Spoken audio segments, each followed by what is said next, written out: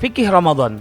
Mari perluas ilmunya agar semakin lapang hatinya.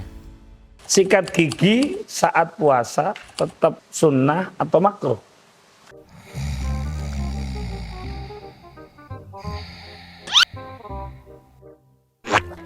Ham. Apa mul? Ke masjid yuk, sholat asar.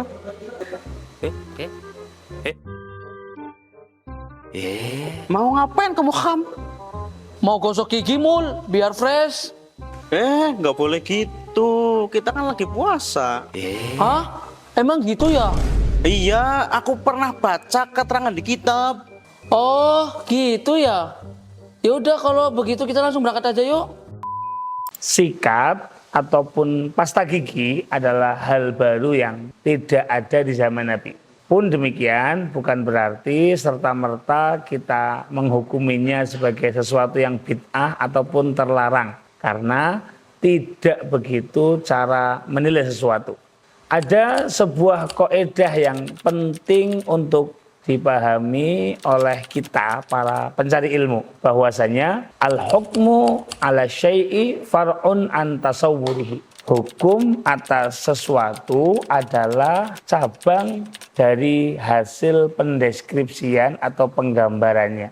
Senada dengan hal ini, Syekh Utsaimin juga mengatakan dalam kitab Syarhul Usul fi Ilmil Usul bahwasanya di antara syarat fatwa yang harus dimiliki oleh seorang mufti selain harus mengerti betul tentang hukum syariat, maka seorang mufti harus memahami deskripsi atau penggambaran dari pertanyaan dengan jelas dan sempurna agar mampu menentukan hukum atas sesuatu tersebut. Karena hukum atas sesuatu adalah hasil dari deskripsi masalah yang digambarkan tersebut.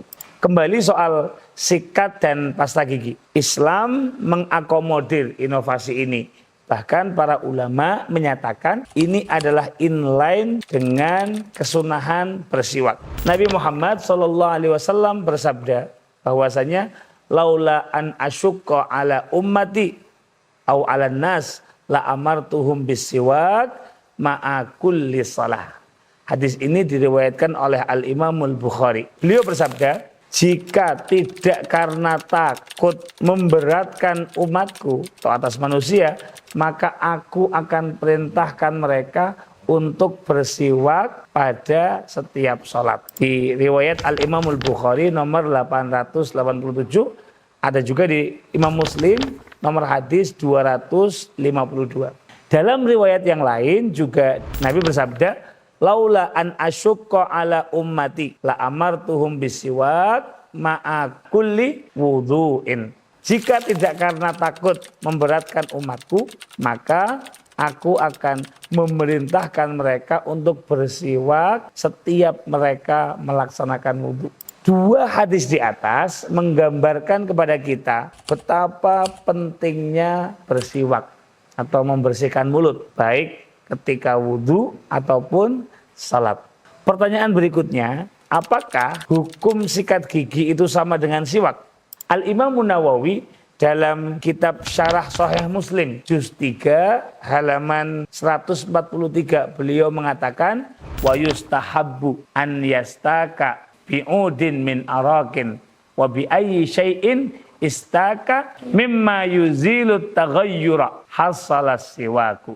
Dianjurkan untuk bersiwak dengan kayu arak dan segala sesuatu yang bisa digunakan untuk membersihkan mulut dari kotoran ataupun berubahnya bau mulut. Maka dengan itu semua bisa dihasilkan keutamaan bersiwak. Misal bisa menggunakan kain yang kasar atau semacam dedaunan atau tanaman usnan yang digunakan untuk bebersih pada orang-orang zaman dahulu. Dengan demikian, hukum menggunakan sikat dan pasta gigi adalah masuk ke dalam keumuman sunnah bersiwak. Pertanyaan berikutnya, lalu bagaimana kalau dilakukan saat puasa? Di dalam kitab Kifayatul Akhyar juz 1 halaman 16 sampai 17 dikatakan di sana wa hal yukrahu lis-shaimi ba'da zawal fihi khilafun. Apakah